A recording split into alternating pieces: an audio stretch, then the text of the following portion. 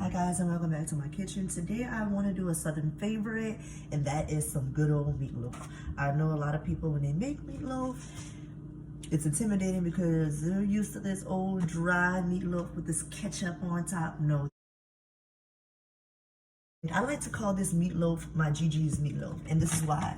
Gigi, who is my great cousin or like an auntie to me, she taught me how to make this meatloaf using boiled eggs on the inside, and it's just perfect. Here are my ingredients. We have our boiled egg. You can boil the egg if you want to. I don't want to do it, so I didn't. I do have just regular large eggs. I'm going to use 2 of these. You use 2 eggs to every pound of ground meat. So if you have 2 pounds of green meat, it's 4 eggs. I only have 1 pound of ground meat, so I'm going to use 2 eggs. So I have my foil. I'm going to teach you guys about not using the loaf pan to make your meatloaf. I use just a foil, make my own little loaf pan, and that just helps keep all the juices on the inside of the meat. I am going to use oatmeal. Yes, you heard that, oatmeal. Just regular old quick oats, nothing fancy, nothing special. I have milk. I'm going to wrap my meatloaf with a thick cut bacon. Today's seasoning I'm using, Cooking with Dutch. She's amazing. She's a Black-owned business, and she's located out of, I believe, La Rose, Louisiana, or she's from La Rose, Louisiana. But you can follow her at Cooking with Dutch, spelled just like the bottle, Cooking with Dutch, and get her cooking seasoning. She has all-purpose seasoning. She has a seafood boil, and she also has a brown gravy seasoning, and all the seasoning that I'm using in today. I also have a whole onion, some garlic. I'm only going to use 2 cloves of this garlic. Let's go. All right, guys. I know when people hear meatloaf, they think of dry meatloaf. No, this is not your grandma's meatloaf. This is Gigi's meatloaf, done Chef T-Way. And I like to use just regular old oats to moisten my meatloaf. Just know you can also use breadcrumbs if you want to. I don't like using breadcrumbs, so I use this. My tip to using breadcrumbs or oats is to soak them in a liquid for 15 to 30 minutes before you even add it to your meatloaf. So I have half a cup of oats. I'm going to put half a cup of my milk, and then I'm going to season this. This is going to help also season my meat, because I try not to mix my meat up so much when I'm adding everything to the ground meat, because that toughens your meatloaf up. So if I season everything that I'm adding to my ground meat, it'll help add more flavor on top of my ground meat. So I'm going to mix this up. I know you guys might think that's kind of weird. Milk, oatmeal, seasoning, and it's not sweet. No, it's not savory. Oats can also be used for a savory thing, and I'm going to teach you guys how awesome that can be. So we're going to set this aside for about 30 minutes before we even use it. While I'm setting that aside, I like to chop up my onion and my garlic. So let's get the chopping. I use half a white onion and about 4 or 5 cloves of my garlic, and I mince them as small as fine as I can. They can actually go a little smaller than that. I'll chop them a little smaller. The reason why I'm chopping them so small is because I am not going to saute them before I add it to my meat, because my thing is about keeping my meatloaf moist, and the vegetables have water in it, right? So it's going to help add water and moist to our meatloaf as it's baking. It's going to bake for about an hour, so it's going to cook down real good between then and there. After the bottom of this bowl, get all that off the side of the knife, because we need all of that. I'm going to add 1 of the egg. You guys know I'm going to use 2 eggs for this recipe. You guys remember earlier I was telling y'all that the more you mix this up, the tougher your meat's going to get for your meatloaf. So that is why I'm going to separate the ingredients.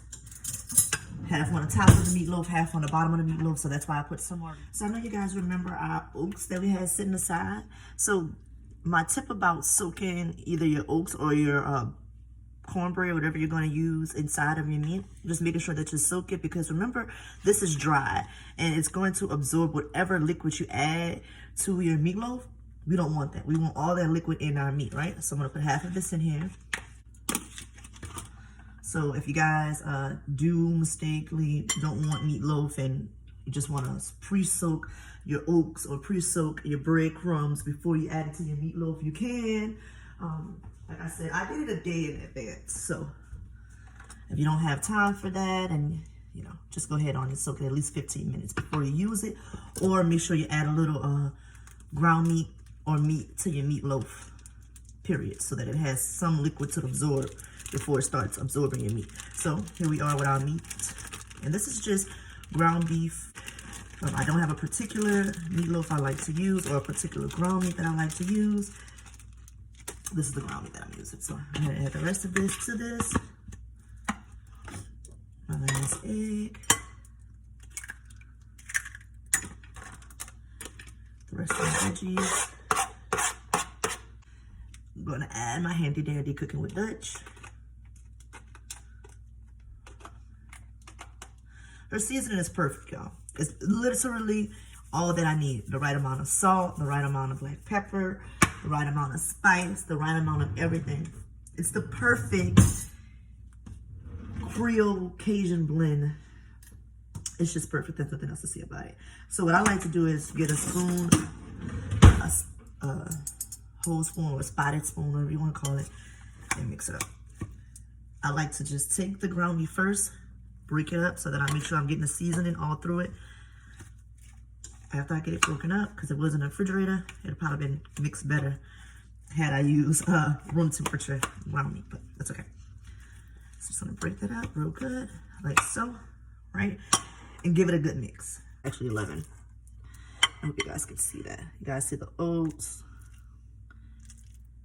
and everything mixed real in. There's nothing at the bottom of that bowl. So it's mixed in real good, like so. And now we're just gonna prepare our pan for it. Alrighty, so you guys see I got that mixed in real good. Still got a nice moisture to it. It's not dried out, which is perfect. There's nothing at the bottom of the bowl, which is perfect. Now I'm gonna leave this meat alone, put it to the side. Let it rest a little bit before I add it to my pan. Remember I told you guys I know you guys are used to your grandma using the same pan that she baked her bread in, her loaf pan, to make meatloaf, because that's what the word came from. Meatloaf is a meat. It's a ground meat in a loaf pan, meatloaf, ha ha ha, yeah, that's where the name comes from. I'm not gonna do that. One, I don't have a loaf pan at the moment. I don't bake bread or meatloaf enough to buy it. So what I do is I take a foil, put it at the bottom of my pan. It's just for easy cleanup. You guys know I'm about keeping the dishes minimum. I'm gonna make sure you have your eggs on hand. You don't have to use the eggs, but I'm going to.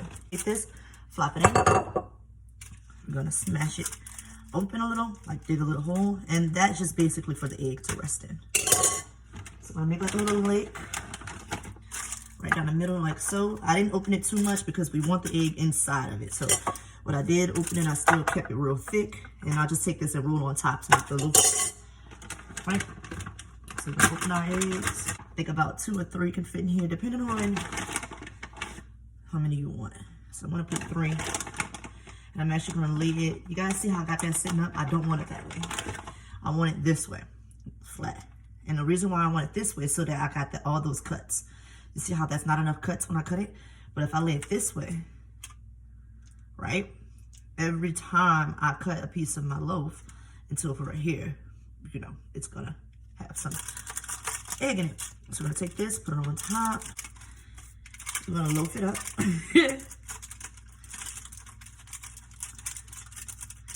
And if you get a good tuck to it, just taking your hand and cuffing it under, like that. A good tuck. It's gonna stay that position, you don't have to worry about anything. So another thing I'm going to do to this is wrap in some bacon. So let's go ahead on and quilt our bacon so that we can wrap it. It'll look like so. You guys see all the fresh vegetables, nice pieces of onion, nice pieces of garlic all in through here. That color is gonna brown up as it is inside there. And if you want, you can stop right here, put it in the oven at 350 for an hour or until it reaches the inside temperature of 165. Or you can do like me, and I am about to cover this bad boy in some bacon. You heard that right, bacon. I got some thick cut bacon. I'm just gonna open it like so. I'm gonna quilt it on here. So you guys can see, or you guys, if you'll remember my meatloaf isn't that big. So if you want to take it, the meatloaf, sit it in front of the pan like I do. I wonder if you guys can see that. Let's see. So I have it right in front of my pan, so I can actually measure how long I need my bridge to be. This is which is exactly the length of the bacon, which is perfect, but it is going to shrivel up. So that's one thing you guys want to think about. So we're just going to weave that in and out.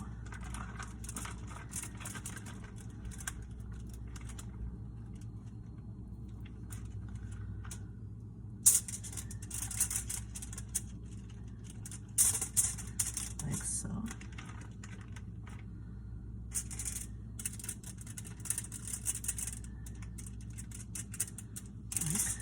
So we're just going to continue to do that in and out.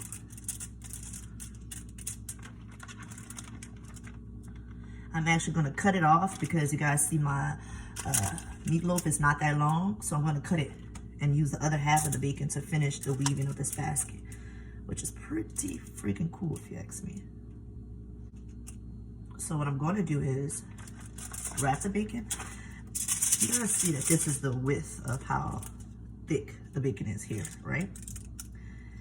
Perfect, correct. So I'm going to take this. Let's see, smarter to do, I don't know.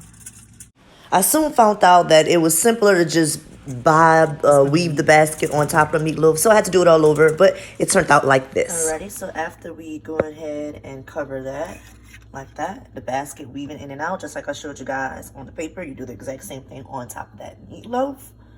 Then we're gonna bake this at 350 for 30 minutes. Then we'll take the foil off and let it bake on the top for 30 minutes. So it's gonna bake for about an hour at 350 or until the inside temperature reach 165. Look at that deliciousness. Yum, yum, yum. Bacon. So right now we're at 154. I told you guys I wanna get it to 160. You guys see all that fat from the bacon and everything. So my tip on temping is when you put your thermometer in it, have your thermometer off. When you put it in, then turn your thermometer on and then let it read. You can always take it, put it on broil to crisp up the bacon a little more, but I think that's fine for me. Check that out. We're gonna let this rest for about 15 minutes so that all these juices and stuff can start absorbing back into the meat. All right, so I'm not the only one eating. So the household wanted me to crisp the bacon a little bit. I just put it on my broil section of my oven on high for about 3 to 5 minutes. I kind of forgot it was in there, but look at the difference. And again, we're just gonna sit and let some of that juice back absorb inside of our meat. Bacon, all that juice is basically absorbed back in there. You see. So if you were gonna serve this, I would suggest taking this, pulling that off like that.